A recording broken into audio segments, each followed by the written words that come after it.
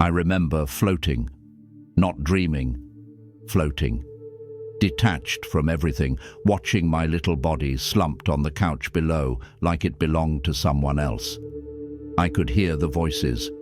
Dr. Bouch's voice, urgent and serious. "You've got to wake her up every hour or she'll die." I didn't feel scared.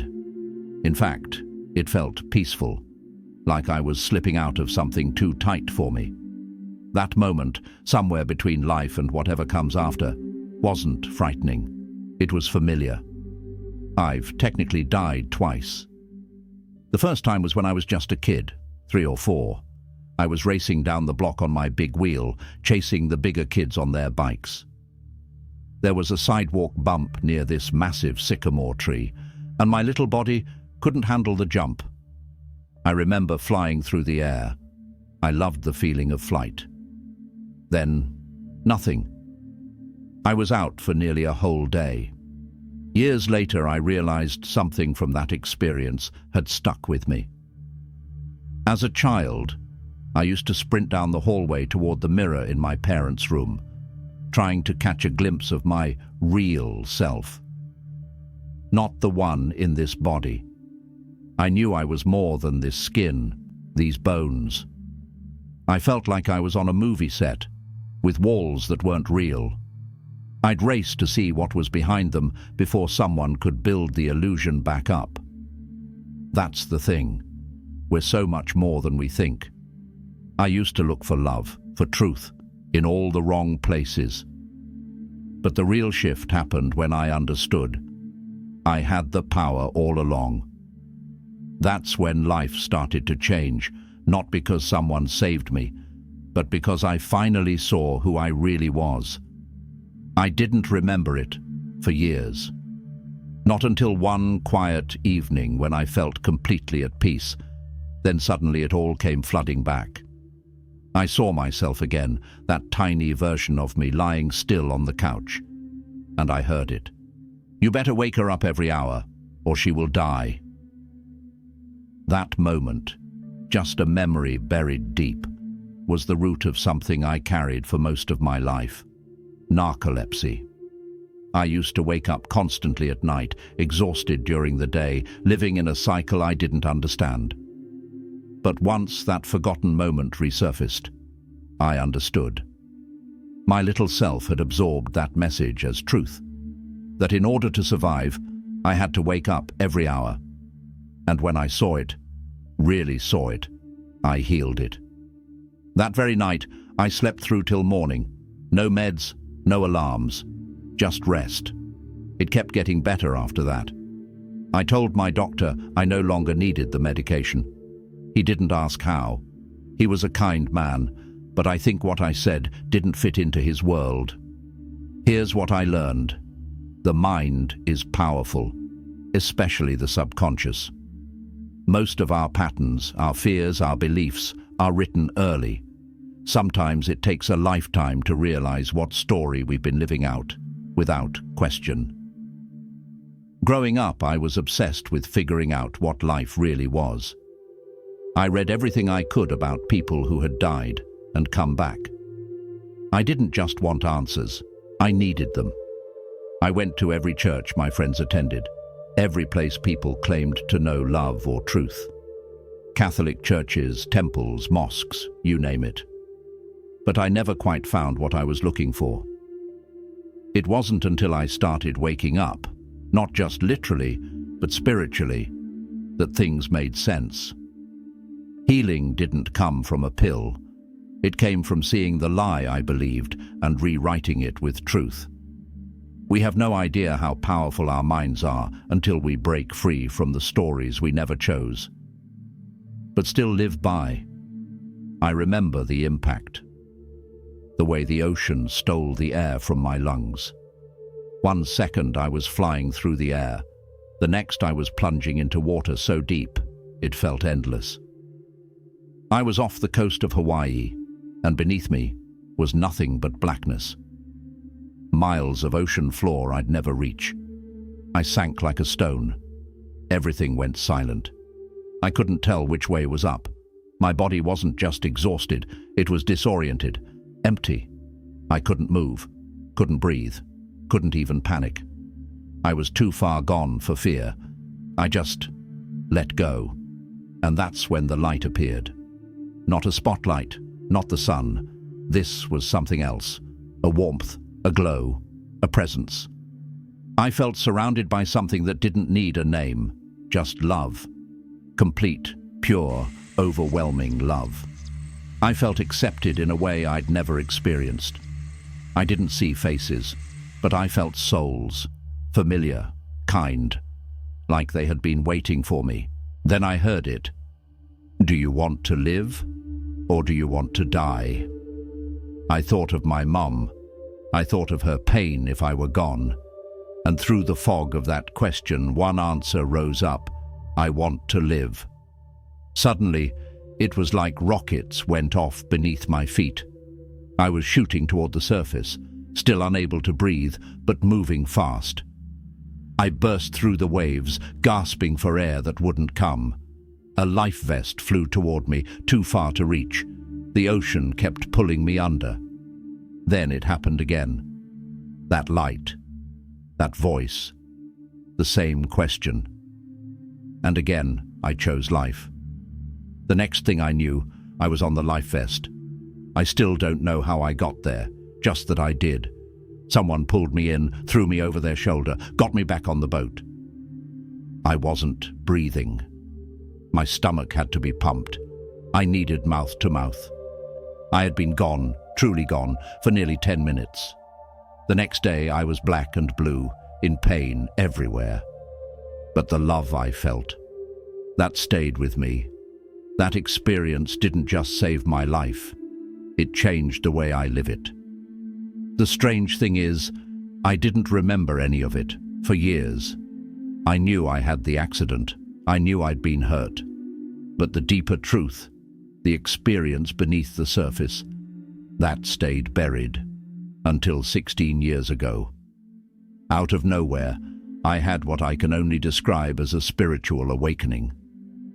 I was at home, nothing out of the ordinary happening, and then, suddenly, my life began playing in my mind like a film. Scene after scene. Some I hadn't thought about in decades, some I didn't even know I remembered. And then that moment came back. The ocean, the light, the voice asking me to choose life. All of it. As clear as if it had just happened. It felt like a life review, but not the kind you hear about in near-death stories. Mine focused on emotion.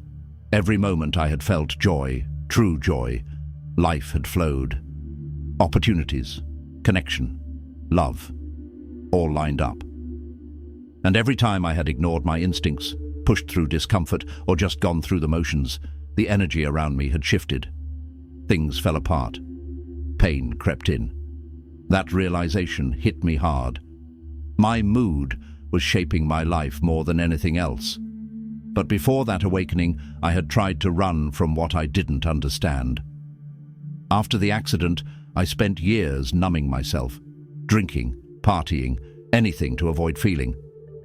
I was lost, disconnected from something I didn't have words for. Eventually, I quit. And slowly, something started to open up. I began to notice things. Intuitive flashes, moments of knowing.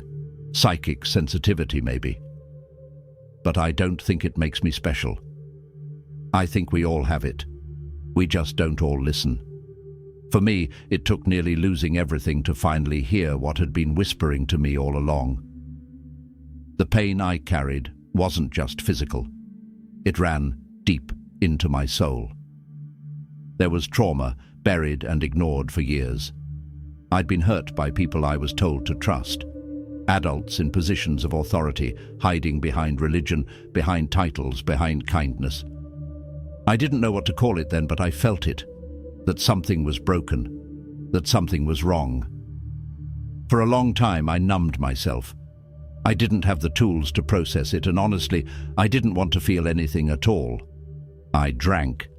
I disconnected. I moved through life on autopilot, trying to pretend I was fine.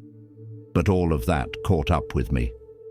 Then came the spiritual awakening. It hit me out of nowhere, an avalanche of memory, clarity, and emotion.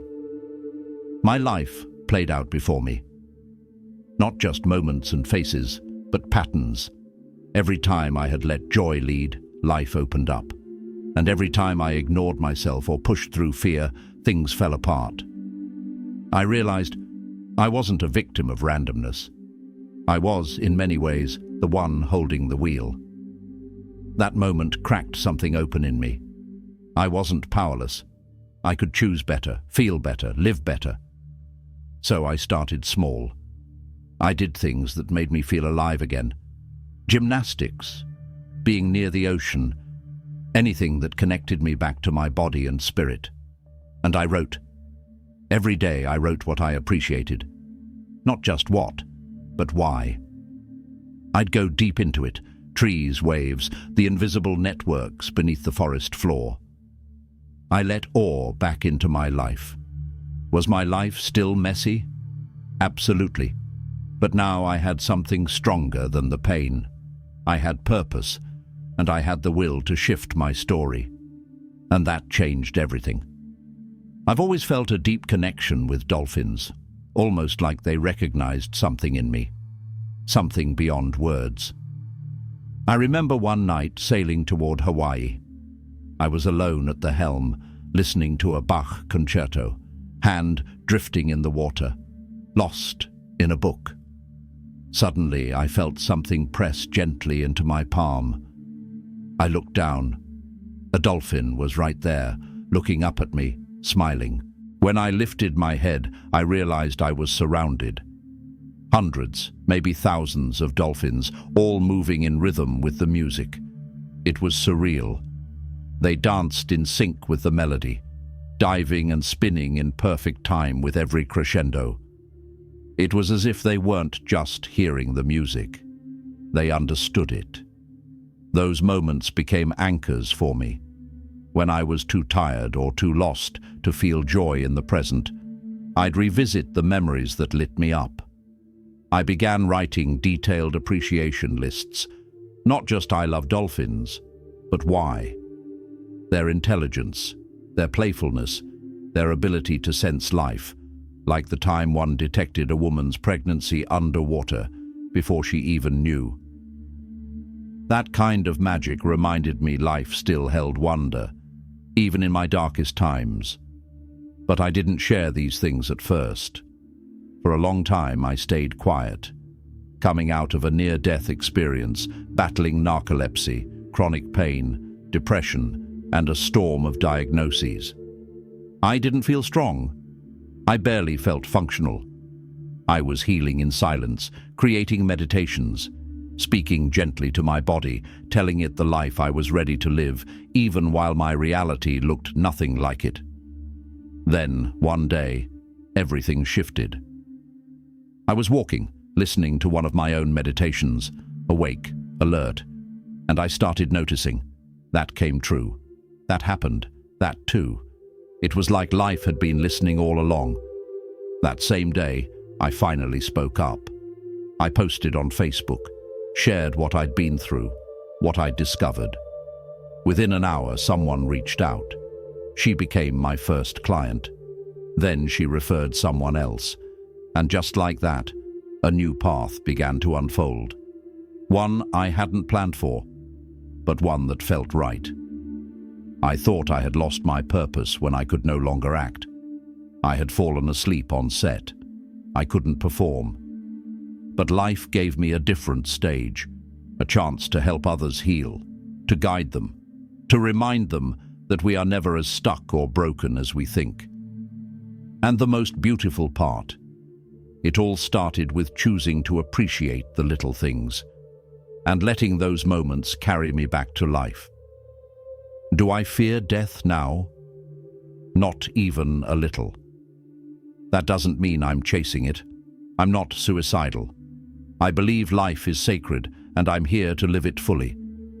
But after everything I've experienced, death no longer feels like an ending. It feels like going home. There was a time when I was deeply sick, physically, mentally, spiritually. And in that dark space, something beautiful happened. My dad, who had passed, and my ex-boyfriend Johnny, who'd taken his own life, both came to me. Not in a dream, but in presence. I could feel them so clearly, as if they had never left. I remember asking Johnny, "What are you doing here? Aren't you supposed to be in hell?" And he smiled and said, "There is no hell, Karen." My dad chimed in too, joking, "That's just crowd control." They were both laughing, and somehow it brought me comfort I didn't know I needed. Johnny helped me in the most unexpected way. He had written a song for me in our younger years, a tune Belinda Carlisle eventually recorded. And when I would spiral into negative thoughts, I'd hear him singing the chorus in my ear. I feel the magic, like I never felt before. It would pull me back every time. It was his way of saying, "I'm still with you. Choose life." And my dad? He inspired me to create something beautiful for my mom, a book filled with letters from friends and family, sharing memories and appreciation for her. I gathered their words, their photos, and bound them into a gift she still treasures. That idea? It came from the other side. I've had experiences like this all my life, moments that defy logic, but land deep in truth. Once, I had a sudden urge to call a friend out of nowhere. When I did, I found out her parents had just survived a plane crash. Later, we smelled carnations, her father's favorite flower, strong and unmistakable, even though none were in the house. People call it psychic. I call it real. It's just that most of us aren't taught to listen. But once you do, life starts speaking back. I've always had an openness to things most people consider strange. But for me, these experiences were natural. They weren't just supernatural, they were deeply personal. By the time my ex, Johnny, started visiting me after his passing, I had already connected with many people, and even animals, from the other side. One of the most unforgettable moments came after Reuben, our family dog, passed away. I was alone, driving. I heard a sound in the back seat and thought maybe something had fallen. I pulled over, opened the trunk, checked everything. Nothing. As I buckled back in, I felt something, warm, familiar, unmistakable. It was Reuben. Not physically, but his presence was undeniable. It felt like he was licking my face, wagging his tail with that same joyful energy. And then I heard it, clear as day. "You need to call your ex-husband." I resisted. We were in the middle of a divorce. It felt awkward, unnecessary, but Reuben wouldn't let it go. He kept showing up, nudging me, urging me. Finally, I asked, "Why?" And the response hit me. "He's about to get a dog, and it's going to be me." That stopped me cold. I made the call. "Hey, this might sound weird," I said, "but I think Reuben sent me a message." After a pause, my ex replied, "We're on our way to Santa Barbara to pick up a dog." That moment was magic. I realized love doesn't end, it transforms. I've had moments like this since I was a kid. I'd just know things before they happened. Once in college, I ran out of a study session to call a friend I hadn't spoken to in weeks. When she answered, her voice cracked. Her parents had just survived a plane crash. Later, when I visited her, we both smelled carnations, her dad's favorite flower, strong and sweet, even though there were none in the house. These things didn't scare me. They reminded me I was part of something much bigger than logic. My father had this gift too.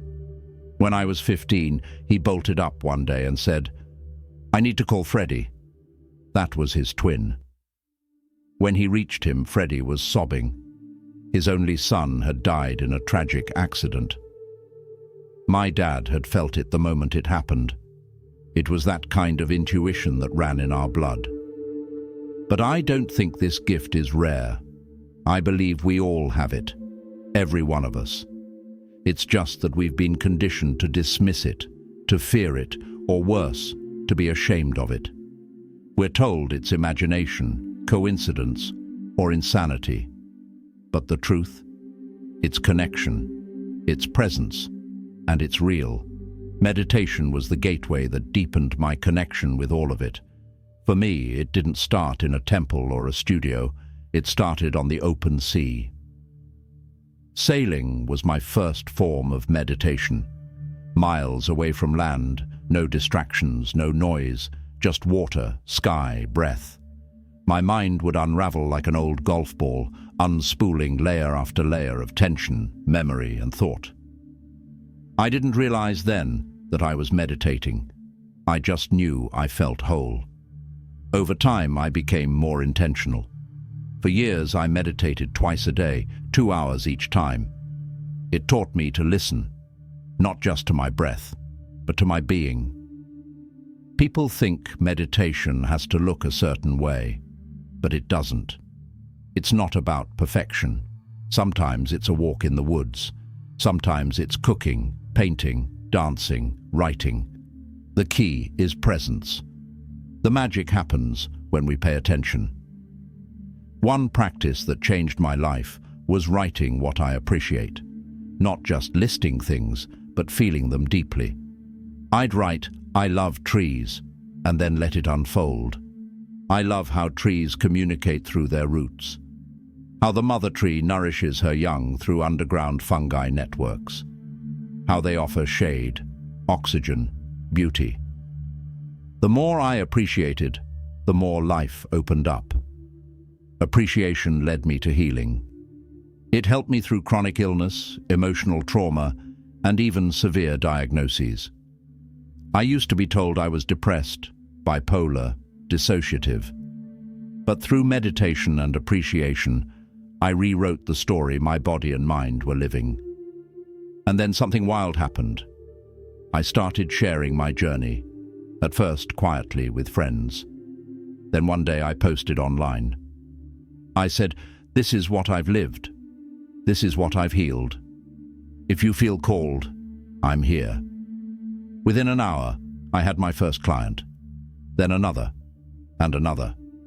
A new purpose was born, not as an actress, but as a guide. Helping others reconnect with themselves gave me back my energy.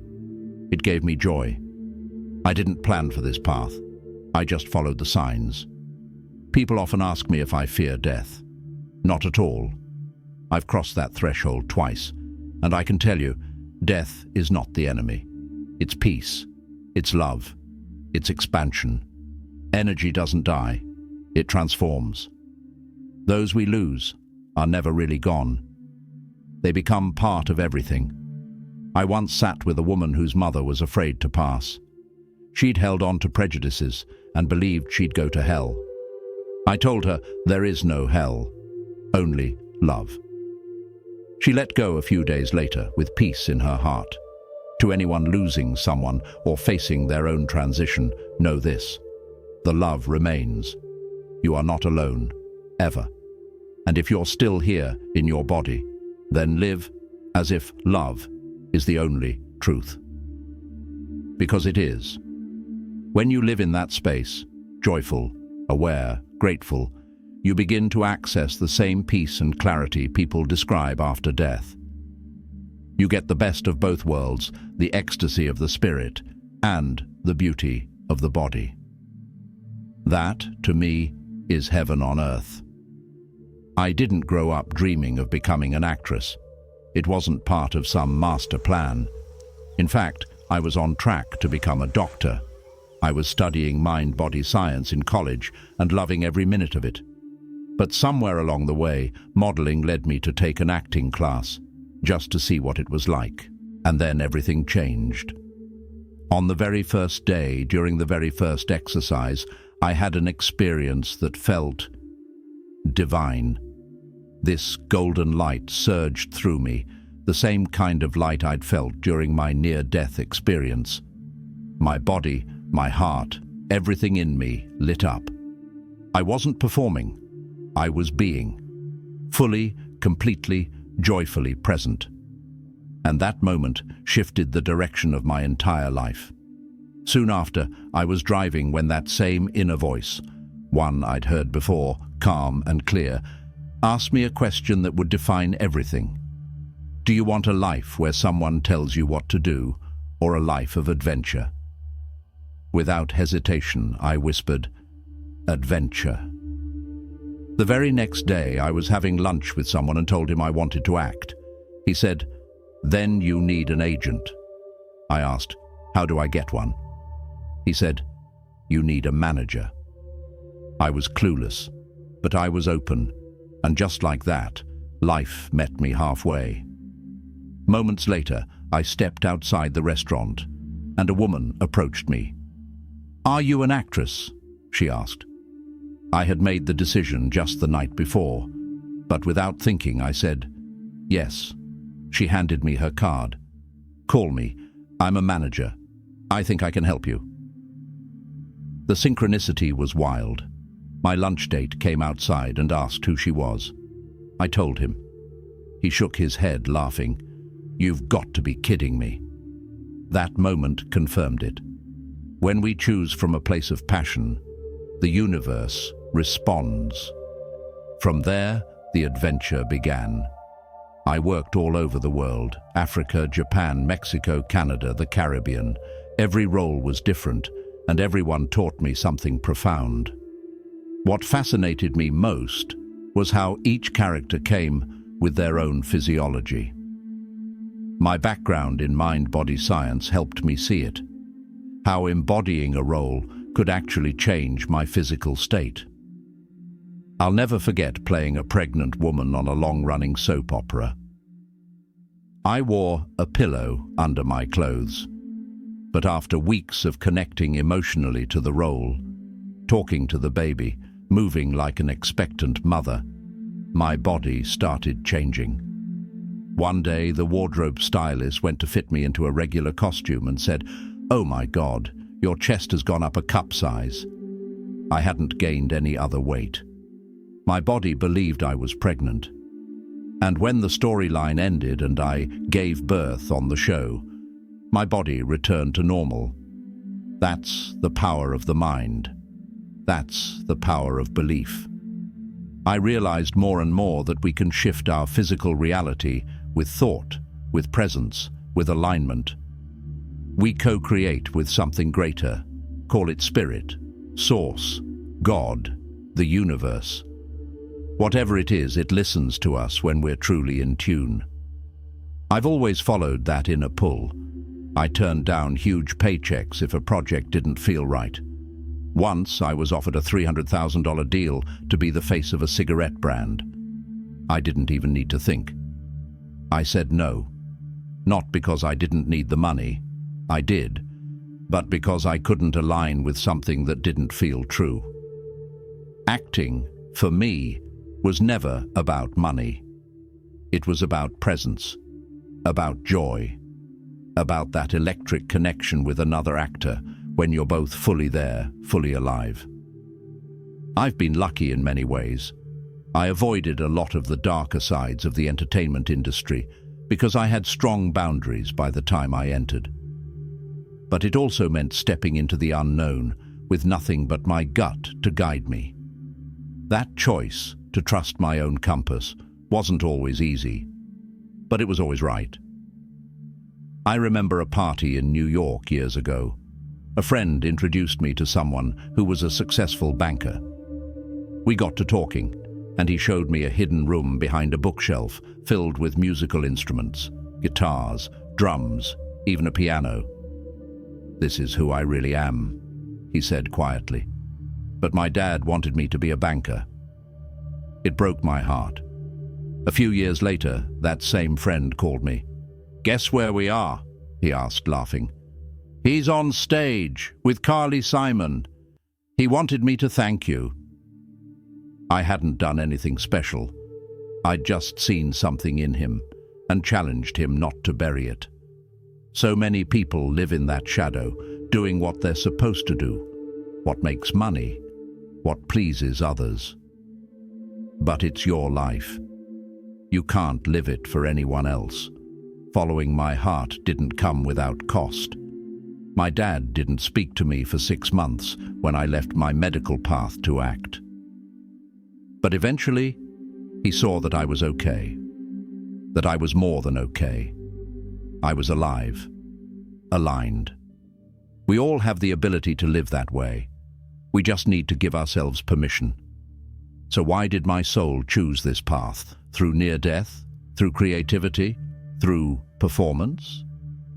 I believe it's because I came here to remember the joy of being and to reflect that joy back to others. Every time I step into a role, every time I coach someone or share a story like this, I'm honoring that purpose. And if I've learned anything through this wild, beautiful path, it's that the truth you're seeking isn't out there. It's already inside you. The adventure begins the moment you stop waiting for permission.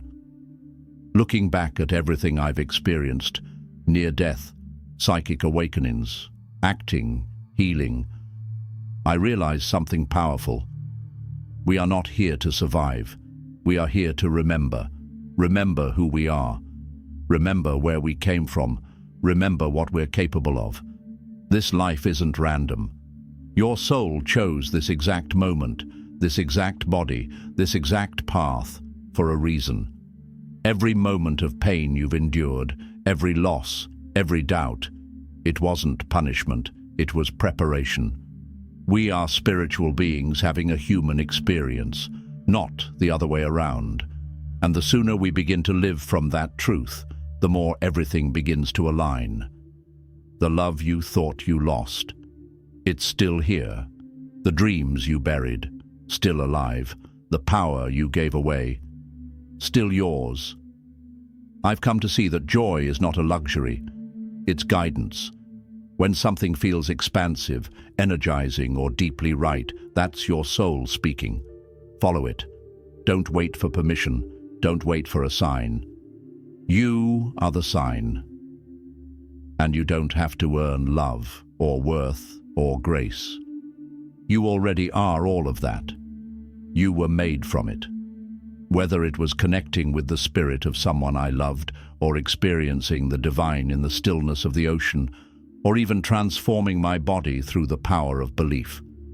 Each story in my life brought me one step closer to this simple truth.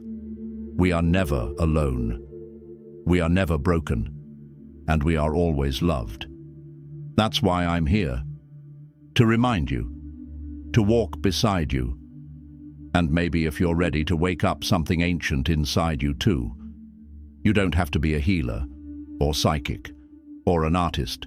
Just be you. The most authentic, joyful, heart-led version of you. That's where the magic is. If you felt anything during this video, goosebumps, a lump in your throat, or a quiet knowing in your heart, then I want you to do something right now. Like this video, not for me, but for the version of you that's waking up. Leave a comment. Tell me what moment hit you the hardest. Tell me what you're healing. Let's talk. Share this video. You never know who needs this exact message today. Your share could change someone's life. And, most importantly, subscribe. Not just because it helps the channel, though it does, but because this space isn't just a YouTube channel. It's a sanctuary for your soul, a place to reconnect, to remember, to rise. And yes, I believe that when you align yourself with truth, with healing, with love, God blesses that alignment. Maybe you've been asking for a sign. Maybe this video is your sign. You didn't find this channel by accident.